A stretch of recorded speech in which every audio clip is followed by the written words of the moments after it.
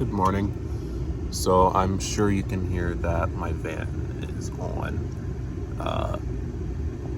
So one of the things that I don't like about using a Mr. Heater Buddy is the propane running out.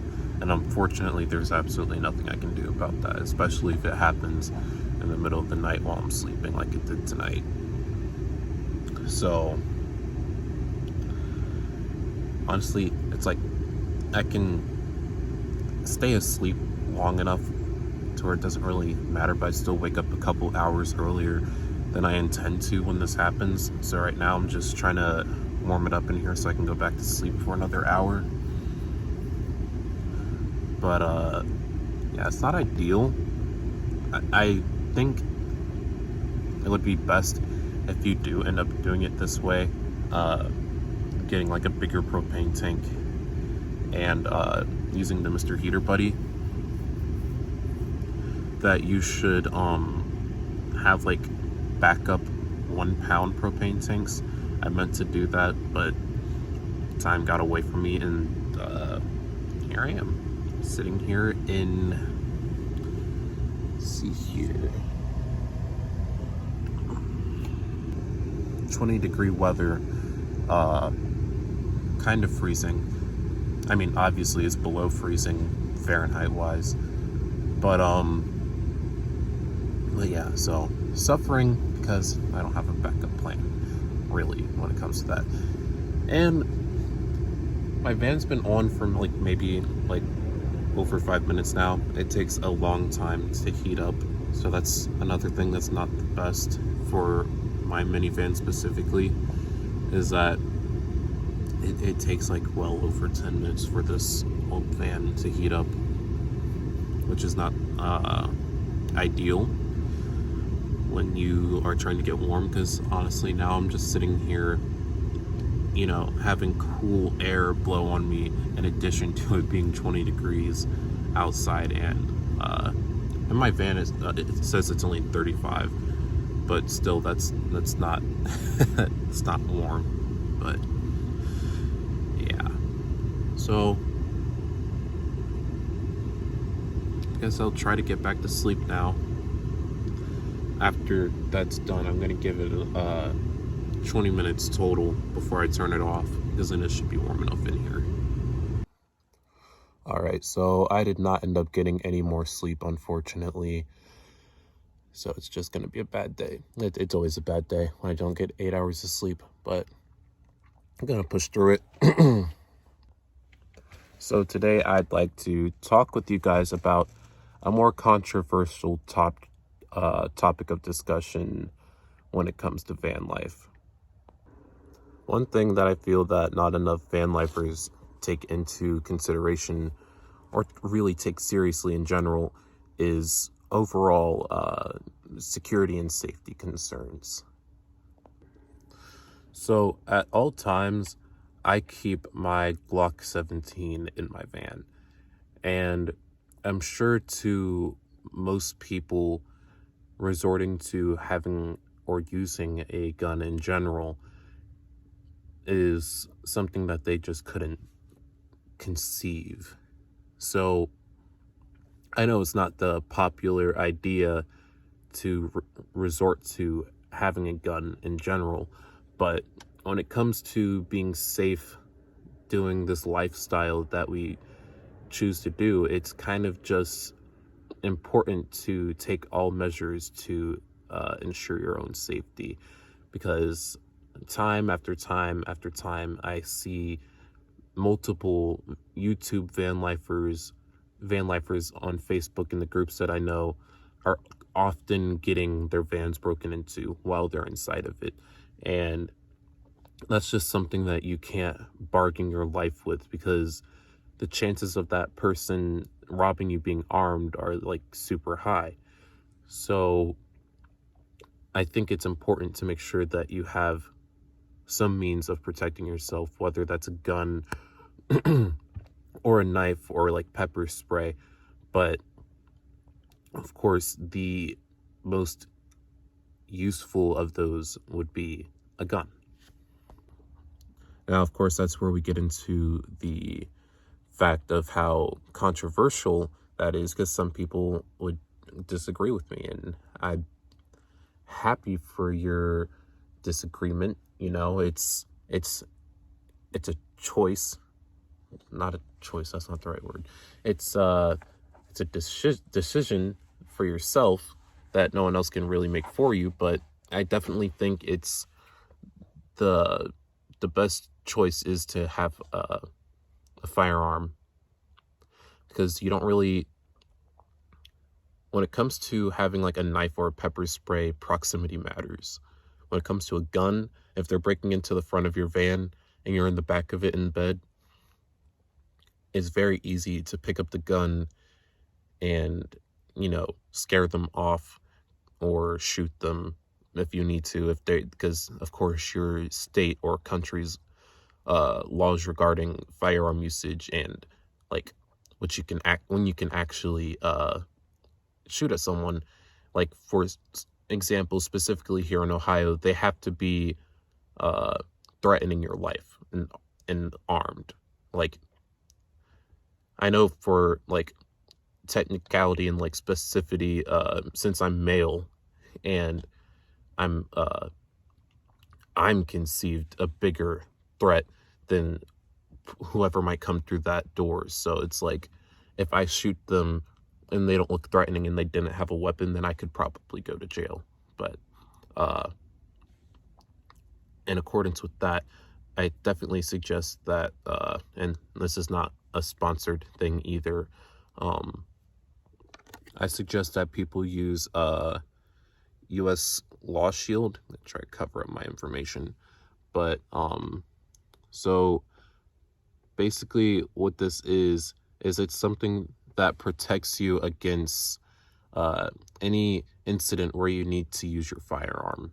And it also helps protect you, like, say if you're traveling in a van like this or an RV or anything like that, it gives you 50 state protection. So even though where you're traveling, your specific state laws might not follow and have reciprocity, I think I said that word correctly, with you in the other states. Like, I know what I can do here in Ohio is not what I can do in Illinois. Yeah, I can't like openly carry my firearm there like I can here, even though I have a CCW, concealed carried weapons license. So yeah, I definitely suggest people sign up for US Law Shield. It's like $24 a month, I think, and it comes with a lot of different protection options. So like for fishing, for example, there's an option for that. So like if you are fishing or hunting, it protects you if you accidentally discharge your firearm. Not accidentally discharge, because I mean, if you accidentally shoot someone while discharging your firearm while engaging in those activities, it can protect you with that as well. What they do is they provide you with an attorney 24/7. So you get into a situation, the first thing they want you to do is call 911, then call them, and that way they can show up and be with you before you're even starting to get processed, essentially.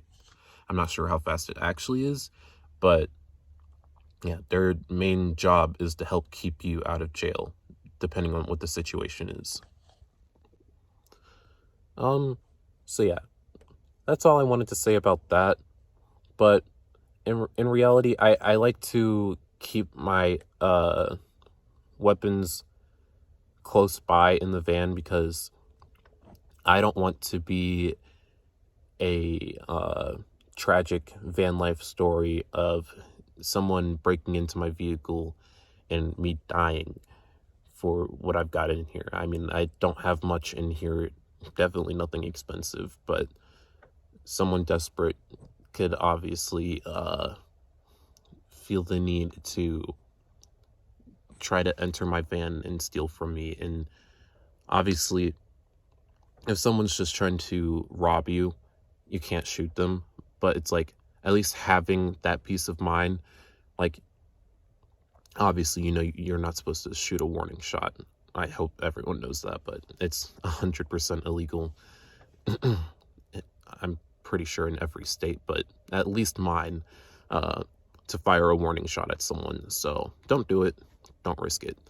And even if you're just trying to like pretend and like put blanks in a gun, you still could probably go to jail for that if that person prosecutes you, because as everyone knows, thieves and criminals can prosecute you for shooting them when they were robbing you, armed even. It's like, it doesn't make any sense, but you can get in trouble for defending and protecting yourself and your property.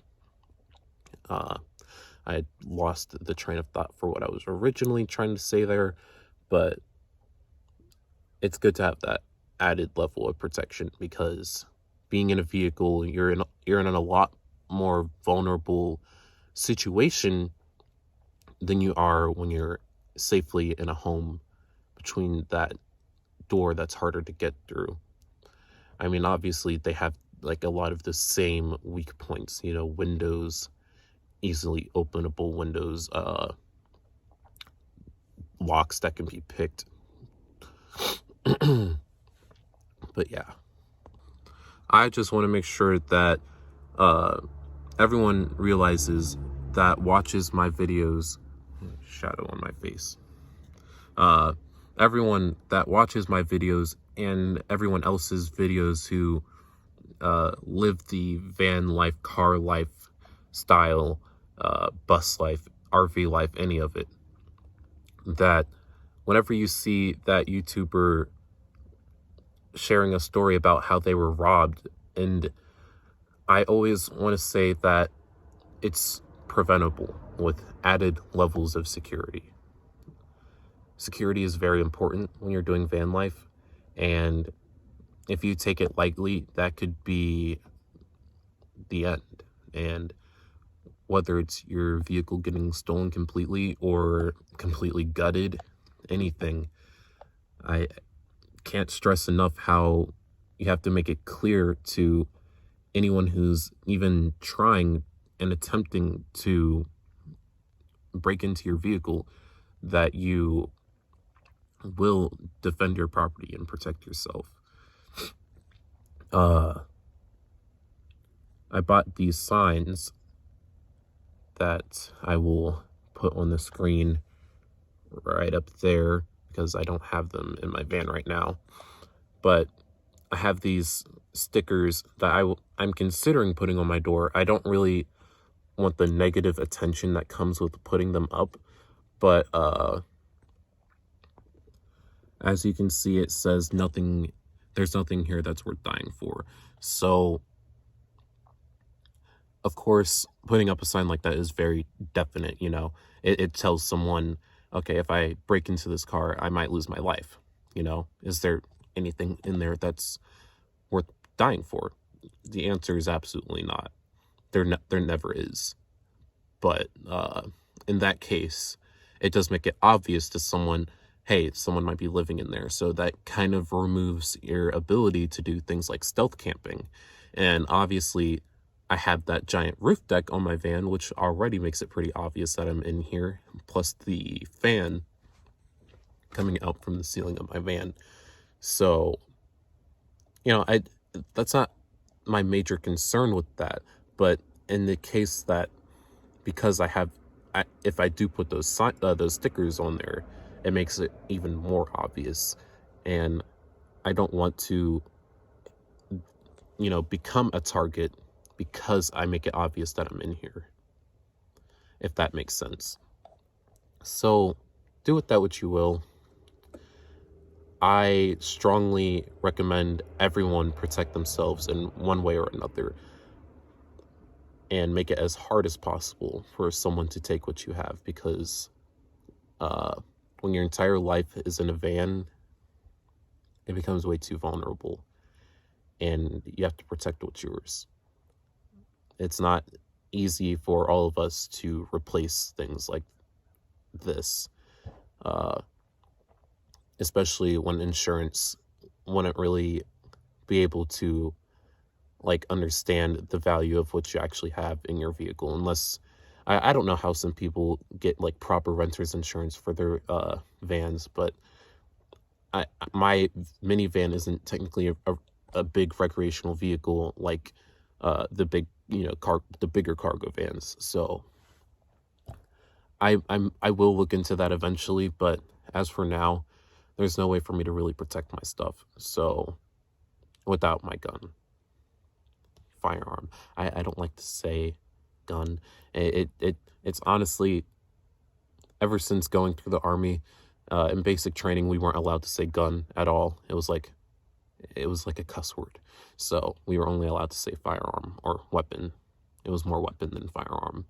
But yeah. So I don't like to run the risk of losing everything that I have because this is all there is, and I don't make enough money to replace it. So thanks for watching.